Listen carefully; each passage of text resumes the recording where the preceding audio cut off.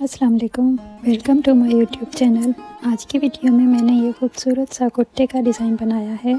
ये इतना आसान और एक दिन में बनने वाला डिज़ाइन है। इस डिज़ाइन को मैंने सबसे पहले हाथ से ट्रेस किया और फिर बनाना स्टार्ट किया। इसमें आप देख सकते हैं एक लीफ का पैटर्न है और मिरर वर्क है। ये कुर्ता कमीज़ एक दादी अम्मा ने अपने पोते अलीजान के लिए बनवाई है और ये हमारी रमज़ान और ईद कलेक्शन में से है। इस डिज़ाइन को मैंने सिंपल और सादा बनाया है क्योंकि कहते हैं कि सादगी में ही खूबसूरती होती है। अगर आप चैनल पर नए हैं तो लाइक और सब्सक्राइब ज़रूर करें और ये भी बताएं कि आप हमारी वीडियो कहाँ से और किस शहर से देख रहे हैं और आपकी दादी अम्मा का नाम क्या है।